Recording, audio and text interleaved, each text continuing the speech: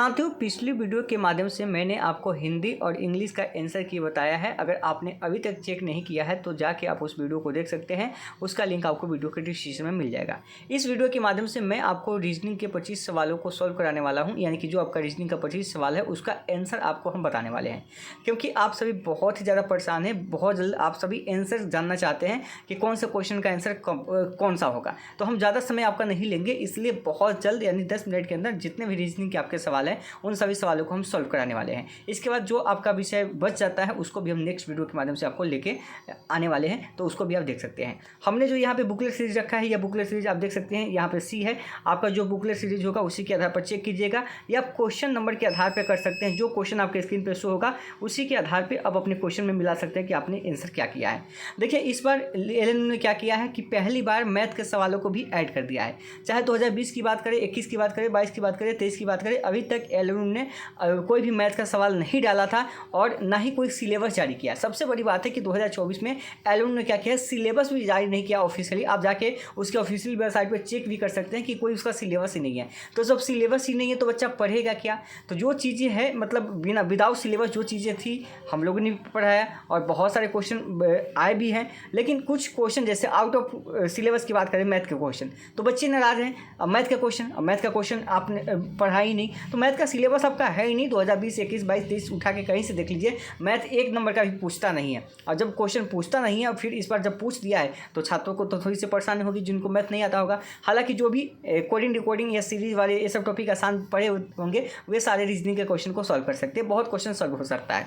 देखिए, क्वेश्चन अगर रीजनिंग की बात करें तो उतना ज़्यादा कठिन क्वेश्चन नहीं आया है। अगर पूरे क्वेश्चन पेपर की बात करें तो थोड़ा सा जीके जीएस थोड़ा सा आपका टफ आया है। बाकी सारे पेपर जो है आपके कहीं ना कहीं ठीक ठाक है, और एक पोर्शन किसी न किसी एग्जाम में थोड़ा सा टफ होता ही है, ध्यान रखिएगा।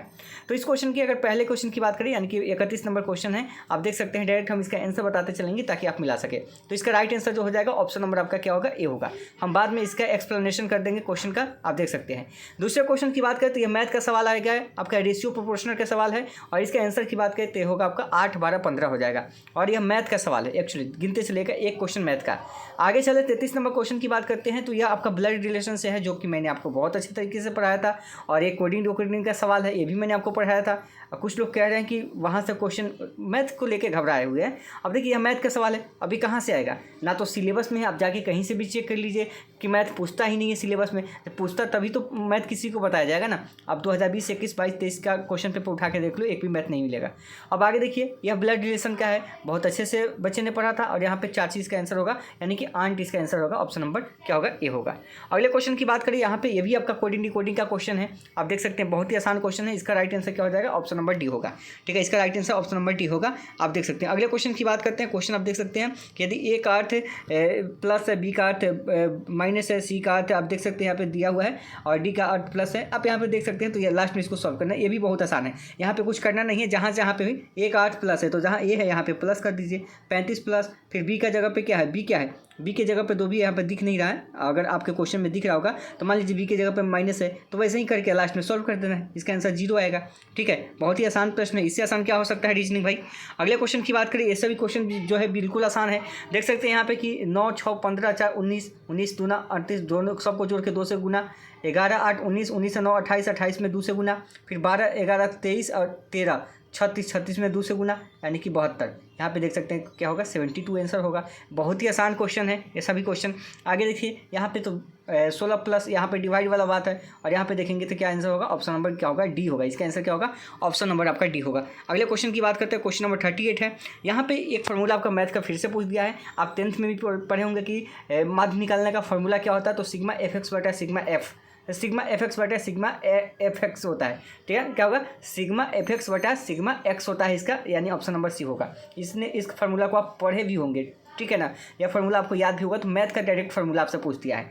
अगला क्वेश्चन है कि निम्नलिखित में से कौन सा स्थानांतरित औसत है, और औसत की बात करें तो इसका आंसर क्या हो जाएगा, इसका आंसर होगा आपका ऑप्शन नंबर बी, यानी कि माध्यिका। औसत किस में होता है, आपका माध्यिका में होता है। ठीक है, ऑप्शन नंबर क्या हो जाएगा, बी हो जाएगा। अगला कि प्रवाह का संबंध नदी से, यानी कि प्रवाह नदी में होता है, और वैसे स्थिर में क्या होता है, तो तालाब का पानी जो होता है वह स्थिर होता है। बाकी नहर, वर्षा धारा, ये सब में पानी जो है आपका क्या होता है, गति में रहता है। बाकी ये सब में क्या होता है, स्थिर होता है तालाब में। इतना आसान क्वेश्चन है, और कुछ लोग कह रहे हैं कि बहुत ही ज़्यादा कठिन है। अरे 2-4 क्वेश्चन तो कठिन होते हैं, मैथ का सवाल इसमें अगर डाल दिया गया है तो कठिन होगा ही। जैसे वो जैव अनुमान लगाने में सहायक नहीं होता है। अब एक क्वेश्चन आज तक आप पढ़े भी नहीं होंगे, हमको लगता है 10th भी किए होंगे, तो अभी कहाँ से क्वेश्चन दिया। तो यहाँ पे देखिए ये भी प्रतिशांक क्रम का हो गया। तो ये सब क्वेश्चन जो मैथ का जो है ना वही आपको कठिन लग रहा होगा कुछ क्वेश्चन। आगे देखिए इतना आसान क्वेश्चन है, कुट भाषा में प्लेयर को इतना लिखते हैं और उसी भाषा में इकोडिंग डिकोडिंग का प्रश्न है, इतना आसान प्रश्न है और इसको हम कितना बार करवाए हुए हैं, तो ऑप्शन नंबर ए हो जाएगा, यानी कि 150। अगले क्वेश्चन की बात करते हैं यहाँ पे। इसमें प्रश्नवाचक चिन्ह के स्थान पर क्या होगा, तो इसको जब आप सॉल्व कीजिएगा तो क्या हो जाएगा 155। ठीक है, क्या होगा 155। हम आपको सॉल्व करके बताएंगे क्योंकि अभी हम आपको डायरेक्ट आंसर बता रहे हैं ताकि आप सभी अपना मिलान कर लीजिए, आप सभी परेशान भी होंगे। इस क्वेश्चन की अगर बात करें 44 नंबर क्वेश्चन की बात करें तो इसका आंसर हो जाएगा ऑप्शन नंबर आपका ए हो जाएगा। ठीक है, यहाँ पे 27 होगा। अगले क्वेश्चन की बात करते हैं। अगला क्वेश्चन आपके सामने है, देख सकते हैं यहाँ पे कहता है कि जो भिन्न है एक दूसरे से उसको चूज करना है। तो यहाँ पे देखेंगे तो ऑप्शन नंबर क्या हो जाएगा आपका सी हो जाएगा। 45 का क्या होगा, ऑप्शन नंबर आपका सी होगा, PN हो जाएगा। अगर 46 नंबर क्वेश्चन की बात करें तो यहाँ पे ऑप्शन नंबर क्या हो जाएगा आपका बी होगा, यानी कि LNO हो जाएगा, यानी कि क्या होगा LNO आपका यहाँ पे आंसर हो जाएगा। 47 नंबर क्वेश्चन की बात करें तो देखिए इस क्वेश्चन का आंसर हम आपको ग्रुप में शेयर करेंगे। ठीक है, इस क्वेश्चन के अंदर थोड़ा सा फॉल्ट दिख रहा है, इस क्वेश्चन के आंसर हम आपको ग्रुप के अंदर शेयर करेंगे। ठीक है, अगले क्वेश्चन की बात करें, यदि आप 1 से लेकर 100 तक के सभी अंकों को लिखेंगे तो 4 कितनी बार आएंगे। मान लीजिए 4 लिखते हैं, 14 लिखते हैं, 24 लिखते हैं, 34 लिखते हैं, तो 4 कितनी बार आएगा, तो 4 जो आएगा 20 बार आएगा। कितनी बार, 4 जो आएगा वह 20 बार आएगा, ध्यान रखिएगा। अगर आप 1 से लेके 100 तक लिखते हैं तो उसमें 4 जो आएगा वह 20 बार आएगा। अगले क्वेश्चन की बात करते हैं, यदि फरवरी 2008 का दिन सोमवार था तो 15 मार्च 2008 का दिन कौन सा होगा। बहुत ही आसान प्रश्न है और ये भी आपको पढ़ाया गया है, तो यह शनिवार हो जाएगा। ठीक है, अगले क्वेश्चन की बात करते हैं। अगला क्वेश्चन आपके सामने है, यहाँ पे देख सकते हैं। अगर इसको आप सॉल्व कीजिएगा तो यहाँ पे आंसर क्या हो जाएगा, ऑप्शन नंबर डी हो जाएगा। ठीक है, यानी कि 6 हो जाएगा। क्या होगा, ऑप्शन नंबर डी यानी कि 6 हो जाएगा, यहाँ पे 6 आ जाएगा। ठीक है, क्या होगा 6 कैसे, 7 2 9 9 4 13 5 18, इसको जोड़िएगा तो 18, 8 3 11 1 12 6 18। ठीक है, आगे देखिए 2 3 5 5 7 12, यानी कि 18 में 6 कम हो रहा है तो 6। इतना आसान क्वेश्चन हो सकता है क्या, बहुत आसान है। अगला क्वेश्चन है 51 नंबर क्वेश्चन। अगर इसके राइट आंसर की बात करें तो यहाँ पे आपका क्या होगा, 9 होगा। क्या होगा, 9 आपका इसका राइट आंसर होगा, ध्यान रखिएगा। अगले क्वेश्चन की बात करते हैं 52 नंबर क्वेश्चन का। तो इस क्वेश्चन की अगर राइट आंसर की बात करें तो राइट आंसर हो जाएगा आपका 42 यानी कि 42 होगा। क्या होगा, 42 होगा। इसमें क्या होगा कि 3 का स्क्वायर अब बनाएंगे बाद में, 3 का स्क्वायर प्लस 3 किया गया है, फिर वैसे ही 5 का स्क्वायर प्लस 5 किया गया है। ठीक है, आगे तो 6 का स्क्वायर प्लस 6 होगा, ध्यान रखिएगा। अगले क्वेश्चन की बात करते हैं, ये भी मैथ का सवाल यहाँ पे लाया गया है कि 53 रुपये की राशि को AB 80 के बीच में विभाजित करते हैं। तो इस क्वेश्चन का अगर राइट आंसर की बात करें तो ऑप्शन नंबर सी हो जाएगा, 25 18 10। रेशियो क्या हो जाएगा, 25 18 10 का रेशियो हो जाएगा। ये भी मैथ का सवाल है। अगला क्वेश्चन देखिए, इस क्वेश्चन में अगर देखेंगे आकृति का चयन कीजिए जो आकृति को पूरा करेगी। इतना आसान क्वेश्चन है। देखिए यहाँ पे 4 क्या है, पहले स्थान में देखिए 4 यहाँ पे था, फिर अगले में 4 यहाँ पे गया, अगले में 4 यहाँ पे गया, तो अगले में क्या आएगा, 4 यहाँ पे आएगा, 4 यहाँ पे आएगा तो 5 होगा, ऊपर 6 होगा, 7 हो जाएगा। तो ऑप्शन देखिए तो क्या हो जाएगा, ऑप्शन नंबर सी 4 5 6 7 हो गया। अब इससे आसान क्वेश्चन क्या हो सकता है। अगला क्वेश्चन है कि A + B का मतलब AB की बहन है, A - B का मतलब AB का पिता है, A × B का मतलब है AB का भाई है। तो यहाँ पे जो दिया हुआ उसका आंसर बताना है। तो इसका राइट आंसर क्या हो जाएगा, राइट आंसर हो जाएगा ऑप्शन नंबर डी यानी कि उसका दादा हो जाएगा। ये भी ब्लड रिलेशन का क्वेश्चन है। तो रीजनिंग बहुत ही आसान था। जो 4-5 प्रश्न जो पूछे गए थे उसमें 5 प्रश्न के आसपास वो आपके मैथ के क्वेश्चन हैं, और कहीं ना कहीं मैथ जिनको नहीं आता है उनके लिए दिक्कत वाली बात है। अभी तक हमने देखा इंग्लिश के क्वेश्चन पेपर को, वो भी ठीक था आपका। ठीक है, कठिन भी नहीं था क्योंकि उसमें पैसेज दे दिया था 5 नंबर, तो आसान और हो गया था। हिंदी का सवाल बिल्कुल ही इजी कह सकते हैं, उसमें 10 12 13 तो सबको इन्हें सही किया होगा। इसके अलावा हम बात करें अभी रीजनिंग का, हमने सॉल्व करा दिया। तो रीजनिंग में भी सवाल बहुत ज़्यादा कठिन तो बिल्कुल कहीं से दिख नहीं रहा है, ये सभी क्वेश्चन तो आसान ही क्वेश्चन दिख रहा है। हालांकि इसमें मैथ ऐड किया हुआ है तो इसलिए थोड़ा सा आपको परेशानी हो सकती है मैथ को लेकर। बाकी मैथ आपका सिलेबस का हिस्सा भी नहीं था। आप ये सवाल जो पूछना है आप LNU से पूछिए कि आपने सिलेबस क्यों नहीं जारी किया था, आपने सिलेबस क्यों नहीं बताया कि हमें पढ़ना क्या है। तो फिर कोई टीचर क्या करेगा विदाउट सिलेबस, क्या करेगा, मैथ कहाँ से पढ़ाएगा विदाउट सिलेबस। आपके सिलेबस का हिस्सा ही नहीं मैथ है तो कोई भी आपको नहीं पढ़ाया होगा मैथ।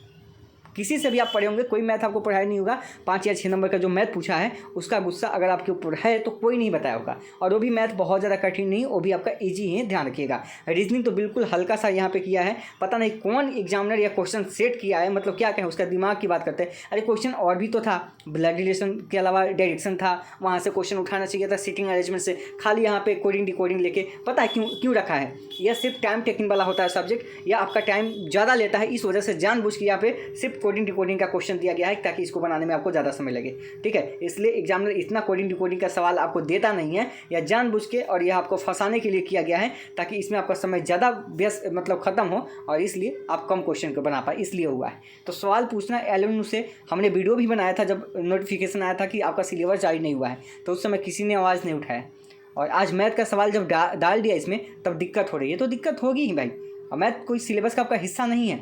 आप जाके प्रीवियस ईयर पेपर भी देख लीजिए, कोई भी टीचर आपको उसी के आधार पर बताता है। अब एलएमयू क्या करेगा नहीं करेगा, आउट ऑफ सिलेबस पूछ देगा, वो तो अलग की बात है। चलिए नेक्स्ट वीडियो के माध्यम से हम नेक्स्ट क्वेश्चन का आंसर बताएंगे। धन्यवाद।